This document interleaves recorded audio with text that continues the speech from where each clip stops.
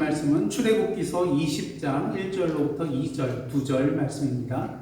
저와 여러분이 한 목소리로 함께 합독하시겠습니다.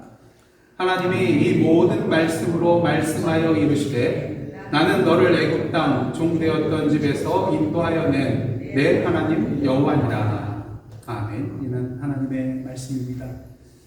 아시다시피 오늘은 종교개혁주일입니다. 그런데 여러분들이 잘 아시는 종교개혁의 어떤 시발점이 되었다고 할 수 있는 마틴 루터를 보시면요, 그에게 복음과 또한 의에 대하여 참된 깨달음을 주고 그로 하여금 종교개혁을 담대하게 수행할 수 있도록 도움을 주는 그런 성경 구절이 있는 것을 보게 됩니다.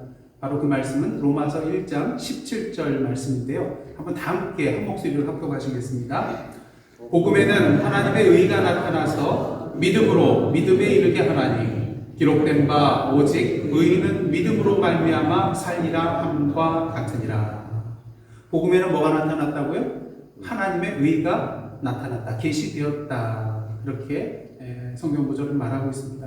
근데 여기서 말하는 하나님의 의라는 것은요, 단순히 어떤 죄를 범한 그런 사람들을 엄격하게 벌하시는 그런 하나님의 공의만을 얘기하는 것이 아니라, 죄인임에도 불구하고 옳은 일을 한 것이 없음에도 불구하고 내세울 것이 없음에도 불구하고 전혀 이롭다 할 수 없음에도 불구하고 예수 그리스도를 자신의 구주로 믿고 고백하는 자를 의롭다고 간주해 주시고 생각하고 단정해 주시는 의를 말한다는 것입니다. 그렇게 이것이 복음이며 우리에게 은혜가 되는 것이죠. 이처럼 루터의 종교개혁은 말씀 속에 있는 복음을 재발견한 것이었습니다. 중요한 것은 새로운 것을 발견한 것이 아니라는 것이죠. 그 복음의 본질을 다시 재발견했다는 것입니다.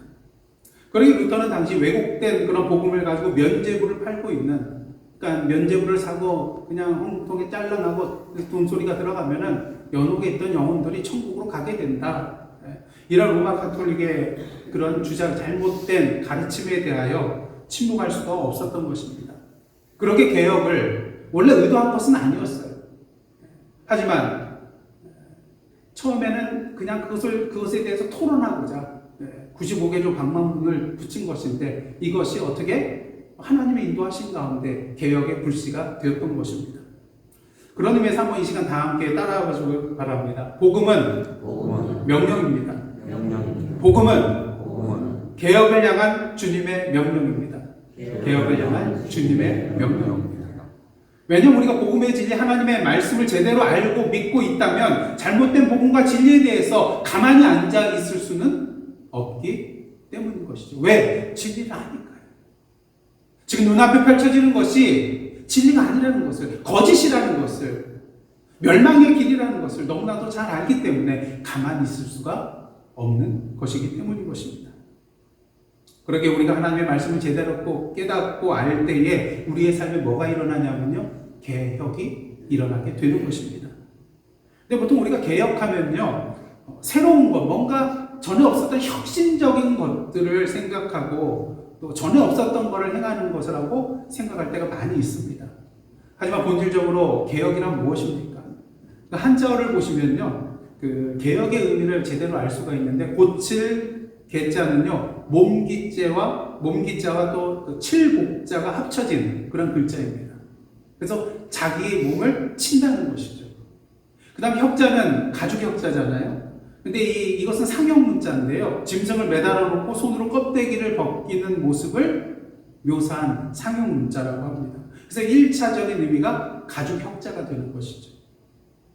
그래서 이렇게 보면 개혁이 어떠한 의미를 가지고 있는가 우리는 분명히 알 수 있습니다. 자기를 채찍질하고 자기 껍데기를 벗기는 것이 개혁이라는 것이죠.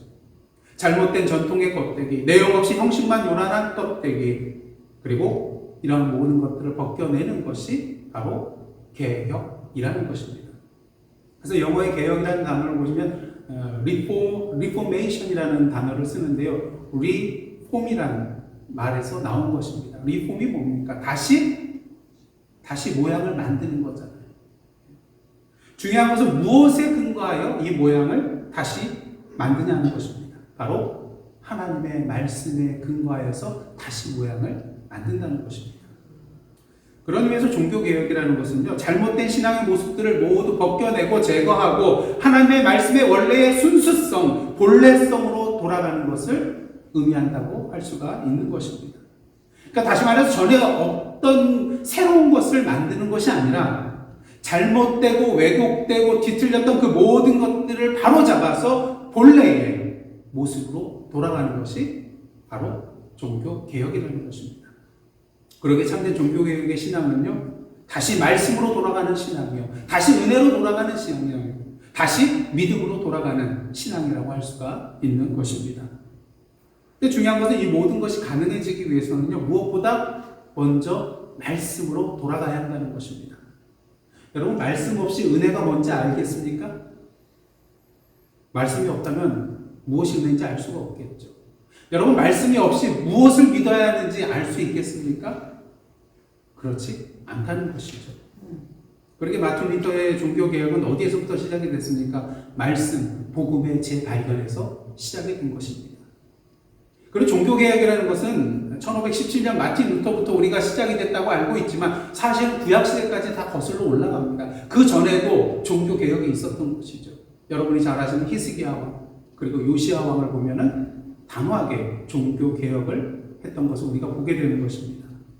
특히 요시야 왕의 종교개혁을 보시면요, 어디에서부터 종교개혁이 시작이 됐습니까? 성전에서 뭐가 발견이 됐어요?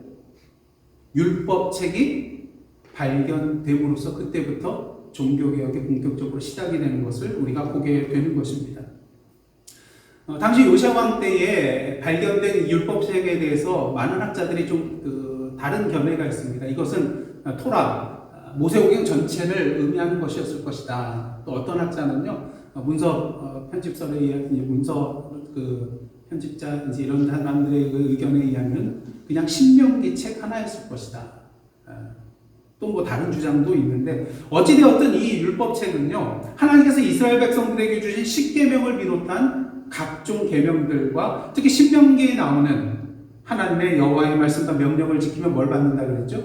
복을 받고, 그 말씀을 따르지 않고 잘못된 길로 나아가고 악을 행하면 어떻게 됩니까? 저주를 받는다는 이 말씀이 분명히 이 안에 들어 있었을 것입니다. 전통적으로 유대인들은요, 율법인 토라에 613가지 조항이 있다고 그렇게 이해를 하고 있습니다. 근데 그 중에 248가지는 뭐뭐 하라는 긍정적인 그런 계명이고요. 나머지 365조항은 뭐뭐 하지 말라는 그런 부정적인 내용을 담고 있는 계명이라고 할 수가 있겠습니다. 그렇다면 이 613가지 되는 그런 많은 계명들 중에 가장 중요한 계명은 도대체 뭘까요? 일단 여러분들 머릿속에 떠오르는 건 뭡니까?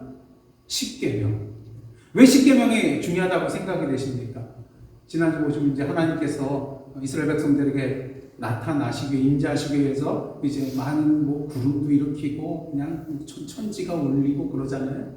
그런데 중요한 것은 그렇게 임하신 이유 중에 하나가 뭐예요? 말씀하시기 위해서 오셨잖아요. 그 말씀이 뭡니까? 바로 십계명이잖아요. 그래서 구약 성경 중에서 이스라엘 백성들에게 직접 하나님께서 이렇게 임재하셔서 그들이 들리도록 주신 말씀이 바로 십계명입니다. 그 다음에 신명기 4장 13절에 의하면요, 여호와께서 이 10가지 계명을 친히 어디에다 써주셨어요? 두 돌판에 써주셨음을 우리가 알 수가 있습니다.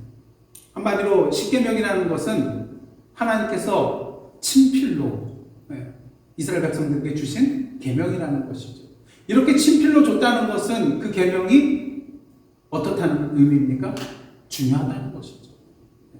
여러분들 정말 중요한 것은 말로만 하지 않고 어떻게 합니까? 적어주잖아요. 잊어먹지 말라고. 그리고 카톡을 보내기도 하고요. 그러니까 하나님께서 이렇게 하셨다는 것은 중요한 계명이라는 것입니다. 다른 건 다 잊어먹어도 좋은데 이것만큼은 잊어먹지 말아야 된다는 것이죠. 그렇게 십계명은 모든 계명들 중에 가장 기본 중에 기본이 되는 계명이라고도 말을 할 수가 있는 것입니다. 그게 간혹가다 어떤 분들이 그러더라고요. 십계명 너무 지키기 힘들다고. 사실 지키기 힘들죠. 하지만 불평하지 마십시오. 십계명 그렇게 지키기 어려운 것도 아닙니다. 사실 하나님께서 그걸 반대로 지키라고 하면 여러분들 할 수 있겠습니까? 살인하지 말라고 그러셨는데 반대로 하면 뭐예요? 살인하라, 간음하라, 도적질하라. 오히려 더 힘든 것 같아요. 그리고 중요한 것은 여러분들 10계명에 대해서 너무 어렵다고 불평하지 말아야 될 이유는요. 이 10계명을 지키는 것은 기본을 한다는 것을 의미하기 때문인 것입니다. 우리가 무슨 일을 하든지 간에 뭐는 해야 돼요? 기본은 해야 된다는 것이죠. 그런 의미에서 여러분에게 한번 이렇게 권면해 주시기 바랍니다. 기본은 합시다. 기본 하시기가 싫으신 것 같아요. 기본은 합시다. 예, 기본은 합시다. 아멘. 그게 바로 10계명이라는 것이죠. 아시다시피 10계명의 내용은 크게 두 가지로 요약이 될 수가 있습니다. 마태복음 22장을 보시면요. 한 율법사가 예수께 나와서 율법 중에 큰 계명이 뭐냐, 어느 계명이 크냐고 질문을 합니다. 이때 예수께서 구약의 두 구절을 인용을 하시면서 이런 말씀을 하시는데요. 먼저 37절, 38절 말씀입니다. 예수께서 이르시되 내 마음을 다하고 목숨을 다하고 뜻을 다하여 누구를 사랑하라고요? 주 너의 하나님을 사랑하라 하셨으니 이것이 크고 첫째 되는 계명이요. 이 내용은 사실 신명기 6장 5절에 나오는 내용인데요. 신명기 6장 4절부터 9절 말씀 우리가 보통 뭐라고 말합니까? 쉐마. 4절에 들으라 라는 말로부터 시작이 되기 때문에 쉐마라고 우리가 보통 얘기를 합니다. 여러분, 쉐마는 유대인들에게 아주 중요한 그런 말씀이에요. 그래서 하루에 아침과 저녁 두 번에 걸쳐서 암송하는 구절이 바로 이 쉐마고요. 또 유대인들이 태어나면은 제일 먼저 말을 배울 때 가르침을 받는 내용이 뭘까요? 이 쉐마예요. 그 다음에 임종 전에 하나님 앞에 고백하는 내용이 뭘까요? 바로 이 쉐마인 것입니다. 그러니까 이스라엘 백성에게 있어서 이 쉐마, 신명기 6장 4절부터 9절 말씀은 그들의 신앙의 자체라는 것이죠. 그렇게 여호와 하나님을 사랑하라는 것은 율법의 내용 중 가장 중요하고 큰 계명이 된다고 할 수가 있는 것입니다. 자, 그리고 이제 예수께서는 이어서 또 한 구절을 인용하시는데요. 마태복음 22장 39절 40절입니다. 둘째도 그와 같으니 내 이웃을 내 자신과 같이 사랑하라 하셨으니 이 두 계명이 온 율법과 선지자의 강령이니라. 그러니까 내 이웃을 내 몸과 같이 사랑하라. 이 말씀은 레위기 19장 18절 하반절을 인용한 말씀입니다. 그리고 예수께서는 이와 같이 하나님 사랑과 이웃 사랑 이 두 계명이 온 율법과 선지자의 뭐라고요? 강령이라고 말하고 있습니다. 근데 강령이라는 말은 헬라어로 크레마타이라는 그런 단어인데 걸다, 또 매달다, 요약하다 이런 의미를 담고 있습니다. 다시 말해서 하나님 사랑하고 이웃 사랑하는 것은 모든 율법이 이 계명 안에 매달려 있다는 거예요. 걸려 있다는 거예요. 그러니까 모든 계명의 요약판이 바로 하나님 사랑과 이웃 사랑이라는 것이죠. 그런 의미에서 10계명도 이 두 계명으로 요약될 수가 있는 것입니다. 아시다시피 10계명 내용을 보면 1계명부터 4계명까지는 누구와 누구의 관계예요? 수직적인 하나님과 우리와의 관계로서 우리가 하나님을 어떻게 사랑해야 되는가에 대한 계명이 바로 1계명부터 4계명입니다. 그 다음에 이제 5계명부터 10계명까지는 어떤 내용이죠? 어떤 관계죠? 수평적인 관계. 그래서 다른 사람과 나 사이의 관계. 그래서 다른 사람에 대해서 우리가 어떻게 사랑해야 되는가, 어떠한 삶을 살아야 되는가, 그것을 보여주고 있는 것이 5부터 10까지의 그런 계명이라고 할 수가 있다는 것입니다. 그런 의미에서 십자가의 그런 내용 또한, 10계명의 내용 또한 하나님 사랑과 이웃 사랑의 이 범주 안에 벗어날 수도 없는, 속해 있는 것이라고 할 수가 있는 것이죠. 근데 중요한 것은 이 하나님 사랑과 이웃 사랑을 별개의 것으로 생각해서는 안 된다는 것입니다. 왜냐하면 하나님 사랑과 이웃 사랑은 불가분의 관계에 있기 때문인 것이죠. 그러게 예수께서 이웃 사랑에 대해서 말씀하실 때 그냥 이게 두 번째 되는 계명이라면 둘째는 내 이웃을 내 몸과 같이 사랑하라 이렇게 말씀하셔야 될 텐데, 오늘 마태복음 말씀을 보시면 어떠냐면 둘째도 그와 같으니, 그냥 둘째는 단순히 말하지 않으시고 둘째도 그와 같으니, 그러니까 둘째 계명도 첫째 계명에 준하는 크고 중요한 계명이라고 말씀을 하고 있다는 것입니다. 그 이유는 무엇일까? 마태복음 25장 40절 말씀과 요한일서 4장 20절, 21절 말씀 한번 보도록 하겠습니다. 내가 진실로 너희에게 이르노니 너희가 여기 내 형제 중에 지극히 작은 자 하나에게 한 것이 곧 누구에게 한 것이라고요? 나에게 한 것이다. 그러니까 이웃 사랑한 것이 그것이고 주님을 사랑한 것이 된다는 거예요. 그다음 요한일서 말씀 보시면 누구든지 하나님을 사랑하노라 하고 그 형제를 미워하면 이는 뭐하는 자라고요? 거짓말하는 자니 보는 바 그 형제를 사랑하지 않는 자를 보지 못하는 바 하나님을 사랑할 수 없느니라. 보이지 않는 하나님을 사랑한다고 하면서 어찌 보이는 이웃들 형제들을 사랑하지 않을 수 있겠냐는 것이죠. 그리고 21절 우리가 이 계명을 주께 받았나니 하나님을 사랑하는 자는 또한 누구를 사랑해요? 그 형제를 사랑할지니라. 그래서 이 두 구절의 그런 말씀을 통해서 우리가 알 수 있는 것은요, 하나님 사랑과 이웃 사랑은 별개의 것이 아니라 서로 밀접하게 관련되어 있는, 어떻게 보면 하나의 동일한 계명이라는 것이죠. 왜요? 하나님을 사랑하면 자연적으로 이웃도 사랑하게 되기 때문인 것입니다. 그러게 여러분이 잘 아는 성 어거스틴은요, 요한일서 강론에서 이러한 말을 하였습니다. 한번 잘 들어보십시오. 하나님을 사랑하십시오. 그리고 여러분이 원하는 대로 하십시오. 너무 좋아요. 하나만 하면 나머지 건 그냥 마음대로 해도 된대요. 원하는 대로 하래요. 근데 이게 정말로 자기가 원하는 대로 자기 마음대로 살라는 얘기입니까? 그렇지 않다는 것이죠. 진정 하나님을 사랑하는 자라면 그 사람은 무엇을 한다 할지라도 당연하게 하나님을 사랑하고 이웃을 사랑하는 그런 참된 선한 길로 나아갈 수밖에 없다는 것입니다.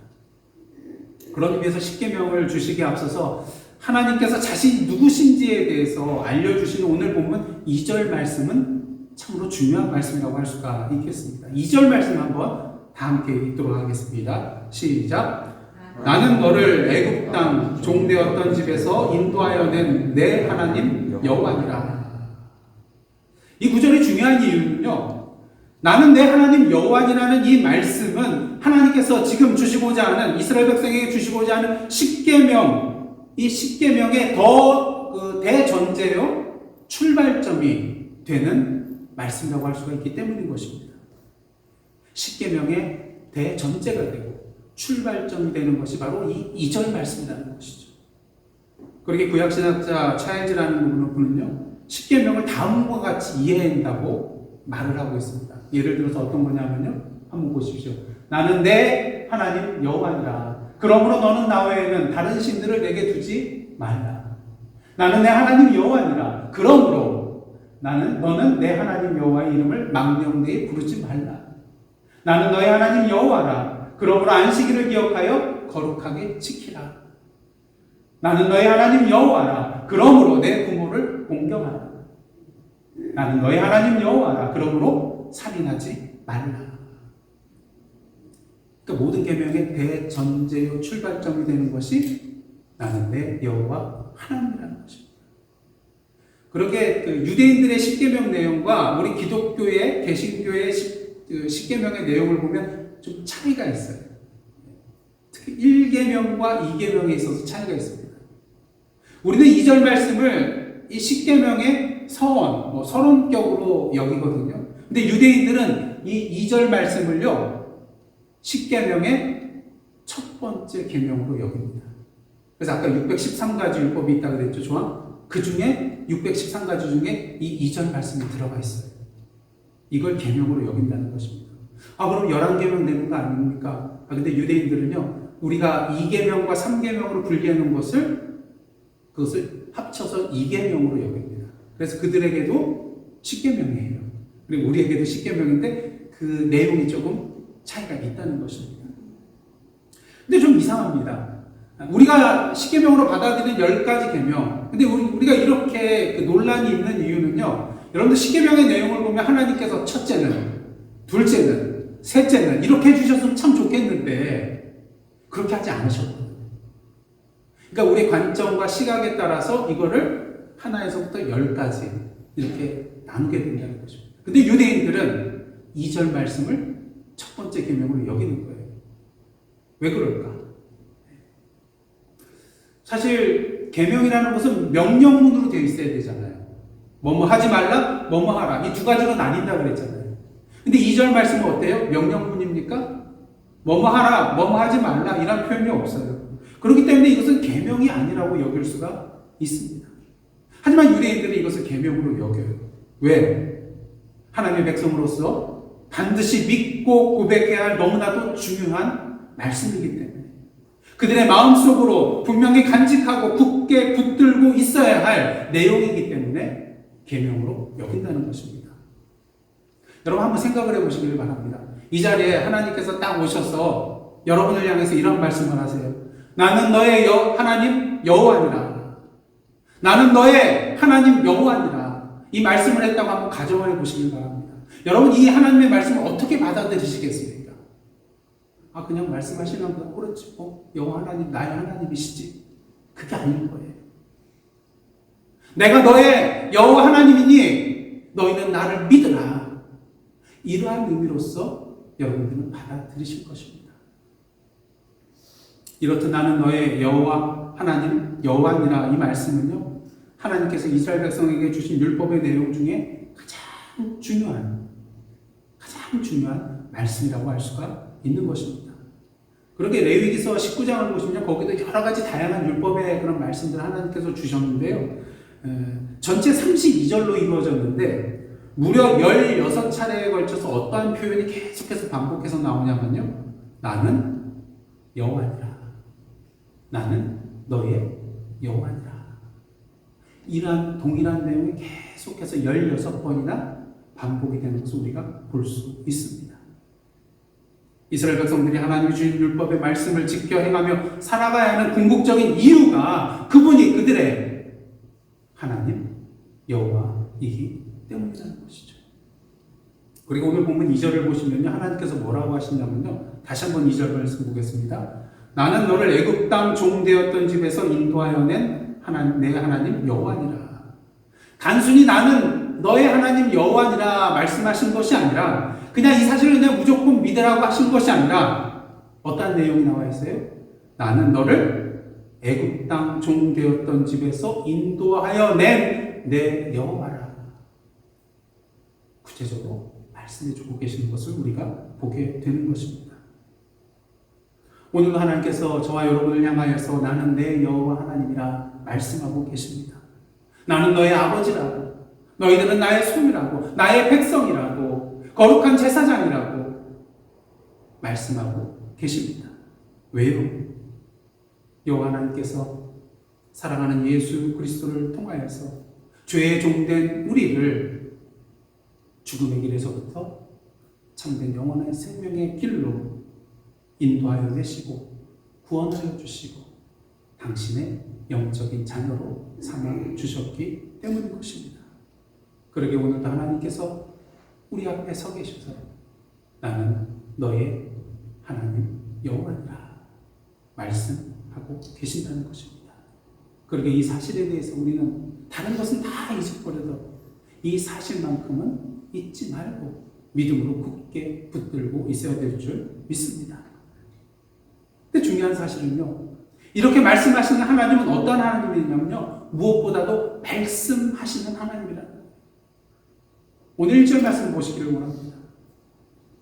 하나님이 이 모든 말씀으로 말씀하여 이르시되 이를 통해서 우리가 알 수 있는 것은 우리 여호와 하나님은 그냥 가만히 계시는 하나님이 아니라 오늘도 우리에게 찾아오셔서 말씀하시는 하나님이라는 거예요. 시내산에서 이스라엘 백성에게 십계명을 주실 때뿐만 아니라 오늘도 그리고 내일도 말씀하시는 하나님이시라는 것이죠. 우리는 십계명의 내용이 출애굽기 20장뿐만 아니라 신명기 5장에도 십계명이 나오는 것을 보게 됩니다. 여러분 신명기서는 여러분들 아시다시피 이제 이스라엘 백성들이 가나안 땅으로 넘어간 요단강 건너서 가기 전에 모세는 건너갈 수 없게 됐잖아요. 그래서 모세가 뭘 하냐면은 모압 평지에서 진을 치고 있을 때 이제 신세대 이스라엘 백성들이에요. 하나님께서 여호수아와 갈렙 외에 20세 이상 되는 자들 다 광야에서 죽게 하셨잖아요. 그래서 지금 가나안 땅으로 들어갈 사람들은요.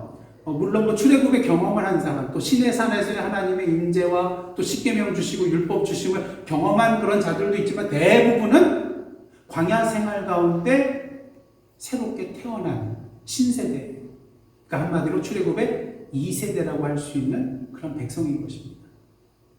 그러니까 좀 하나님에 대해서 막 직접적으로 막 와닿고 이런 것이 조금 덜할 수도 있어요. 여러분들 저희 세대 같은 경우는 6.25를 겪어보지 않았으니까 우리 어르신들께서 6.25 얘기하고 뭐 그러면은 공감이 뭐 생각 같아서는 다 이해한다고 느낀다고 하지만 실제로 겪으신 분들만큼 이해를 못하잖아요. 여러분들 자녀들이 엄마 아빠 이해한다고 할지라도 이해하나요 제대로? 네. 그래서 엄마 아빠가 뭐라고 그럽니까? 너도 부모 같아봐라. 네. 그때 알 거다. 그래서 모세가 이미 40년 전에 하나님께서 시내산에서 주신 그 십계명에 대해서 이제 2세대에 해당되는 그 신세대에게 다시 이 십계명의 말씀을 주신 이유가 바로 여기 있다는 것입니다. 특히 신명기 30장 15절 16절을 보시면 이 계명을 다시 이렇게 모세가 이스라엘 백성들에게 전해주는 그 이유가 분명히 나옵니다. 보라, 내가 오늘 생명과 복과 사망과 화를 네 앞에 두었나니 곧 내가 오늘 내게 명령하여 내 하나님 여호와를 사랑하고 그 모든 길로 행하며 그의 명령과 규례와 법도를 지키라 하는 것이라. 그리하면 네가 생존하며 번성할 것이요 또 내 하나님 여호와께서 내가 가서 차지할 땅에서 내게 뭘 주신다고요? 복을 주실 것입니다. 40년에 주셨던 그 십계명의 말씀을 모세가 다시 이스라엘 백성들에게 전해주는 이유는요, 하나님께서 사랑하는 당신의 백성으로 하여금 복받을 길을 주셨다는 것을 다시 한번 백성들이 기억하고 이 말씀을 지켜 행함을 통하여서 그 가나안 땅에 들어가서도 그 참된 온전한 하나님의 복과 은혜를 누리게 하기 위함이었다는 것입니다. 그렇게 하나님께서 오늘도 우리에게 계속해서 말씀하시는 거예요. 뭘 통해서요? 이 성경을 통해서, 이 하나님의 말씀을 통해서 우리에게 계속해서 말씀하시는 겁니다. 왜? 우리가 주님 안에서 참된 복을 누리게 하기 위해서라는 것이죠. 요즘은 여러분들 비밀번호 홍수 시대에 살고 있습니다. 뭐든지 비밀번호를 입력해야 돼요. 여러분들 은행 어카운트 인터넷을 사용할 때 비밀번호 넣어야 됩니다. 또 셀폰도 이게 이제 여러 가지 이제 기능이 있지만 또 비밀번호 넣어야 되는 것도 있고요. 또 여러분들 컴퓨터 사용할 때도 비밀번호를 넣어야지 됩니다. 또 인터넷에 가서서 물건을 사거나 또 유틸리티 피 결제를 할 때도 어떻습니까? 비밀번호를 넣어야지 자기 어카운트에 들어가서 뭔가를 할 수가 있더라고요. 그러게 비밀번호 여러분들 쉬운 거 설정하면 되겠습니까? 비밀번호를 넣게 만든 이유는요, 다른 사람이 어렵게 해서 들어오지 못하도록 하기 위해서 비밀번호를 설정하게 한 거잖아요. 그래서 비밀번호는 가능하면 어렵게 해야 됩니다. 근데 옛날에는 그래서 간단하게 4자리 숫자만 넣으라 그랬는데 요새는 조건이 있죠. 8글자 이상 돼야 된다고 그러고, 그 다음에 대문자가 하나 들어가야 되고, 또 특별한 문자가 하나 또 들어가야 된다고. 그리고 자기 생년월일이나 전화번호나 또 이전에 만들었던 비밀번호하고 유사한 거는 에러가 나요. 다른 번호라고. 전에하고 비슷하다고. 그래서 여러분들 아마 젊은 층일수록 보면 비밀번호가 엄청나게 많아요, 숫자가. 그래서 내가 전에 어떤 비밀번호를 넣었나. 또 어떤 사이트에 들어가면요, 일정 기간이 지나면 비밀번호를 바꾸십시오. 안전에 문제가 있다는 거예요. 그럼 또 다른 비밀번호를 바꿔야 돼요. 그렇게 한국의 중앙선거관리위원회가 지난 국회 행안위 국감에서 보안 문제로 질타를 받았어요. 왜냐하면 그 선거관리 시스템 들어가는 그 비밀번호가 5자리 숫자였는데요. 뭐였는지 아세요? 1, 2, 3, 4, 5였거든요. 말도 안 되는 거죠. 비밀번호가 1, 2, 3, 4, 5. 비밀번호라면 다른 사람이 알기 어렵게 만드는 거잖아요. 그래서 다른 사람이 알 수 없는, 때로는 그래서 자기가 또 잊어먹기도 해요. 너무나도 어려워가지고. 근데 여러분 어떻습니까? 하나님께서는요, 우리를 사랑하시기 때문에 누구든지 하나님이 준비하신 그런 모든 복과 은혜를 누릴 수 있도록 당신의 비밀번호를 다 공개해 주셨어요. 4자리 숫자인데 잘 아시죠? 뭡니까? 3, 9, 2, 7. 아직도 모르세요. 이 비밀번호는 옛날부터 아시는 건데. 3927이 뭡니까? 구약 39번, 신약 27. 그래서 구구단만 외우시면 돼요. 39, 27. 이게 하나님께서 우리에게 주신 당신의 복을 누릴 수 있는 비밀번호입니다. 바로 하나님의 말씀인 것이죠. 하지만 문제는 뭡니까? 이거 다 알죠? 뭐 주일학교 때부터 다 들어서 알고 있는 건데 시험 문제도 나오잖아요. 성경 퀴즈 내하면은 신약 몇 건, 구약 몇 건이냐? 그러면 39, 27 외웠다가 대답하고 다 아는 건데 뭐 새삼스럽게 그게 뭐 비밀번호냐? 근데 문제가 뭐예요? 다 아는데 막상 하나님께서 준비해 놓으신, 우리를 위하여 준비해 놓으신 그 복과 은혜들을 제대로 누리지 못하는 이유가 이 비밀번호를 모르기 때문에 누리지 못하는 게 아니라 이 비밀번호를 알지만 뭐 하지 않아요? 사용하지 않기 때문이라는 것입니다. 이스라엘 백성들 시내산에서 십계명을 받았어요. 또 가나안 땅 건너가기 전에 모압 평지에서 모세를 통하여서 다시 한번 십계명을 또다시 받았어요. 그리고 하나님과 언약을 체결하고요. 하지만 이스라엘 백성들이 가나안 땅에 들어간 이후에 왜 계속해서 넘어지고 자빠지고 실수하고 죄를 범하고 하나님과 등지고 우상을 섬기고 왜 멸망과 저주의 길로 나아가게 됩니까? 그 이유를 우리는요 아모스 8장 11절 말씀을 통해서 분명히 보게 됩니다. 너무나도 잘 아시는 말씀이에요. 11절 말씀 한번 함께 읽겠습니다. 시작. 주 여호와의 말씀이니라. 보라, 날이 이를지라. 내가 기근을 땅에 보내리니 양식이 없어 주림이 아니며 물이 없어 가람이 아니요 여호와의 말씀을 듣지 못한 기갈이라. 바로 하나님의 말씀을 듣지 못하고 있기 때문인 것입니다. 하나님의 말씀이 없어서요? 아니요. 하나님의 말씀은 있어요. 하지만 다른 것에 마음에 붙들려 있어서 그 말씀이 보이지 않고요, 들리지 않고요, 느껴지지 않고요. 그러게 예수께서 무슨 말씀하셨습니까? 마태복음 6장 24절입니다. 한 사람이 두 주인을 섬기지 못할 것이니 혹 이를 미워하고 저를 사랑하거나 혹 이를 중히 여기고 저를 경히 여김이라. 너희가 하나님과 재물을 겸하여 섬기지 못하느니라. 그런 의미에서 오늘 이 시간 저와 여러분이 섬기고 있는 주인은 누구이십니까? 오늘 하나님께서 우리를 향하여서 오늘 본문을 통하여 분명히 말씀하고 계십니다.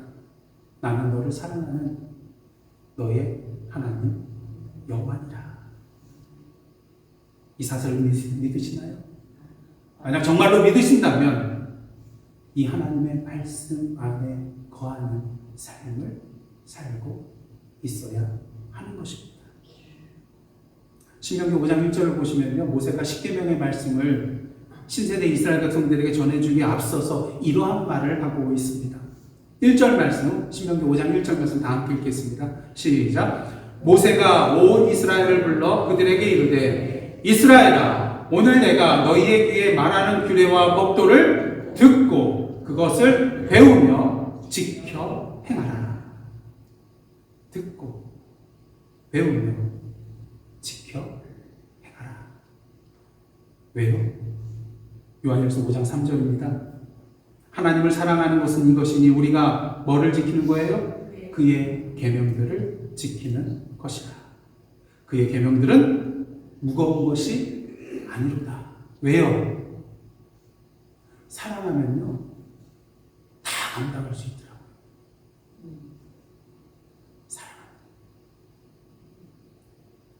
하나님이 주신 우리에게 주신 말씀들이 왜 무겁고 버겁고 힘들고 어렵고, 이유는 하나예요.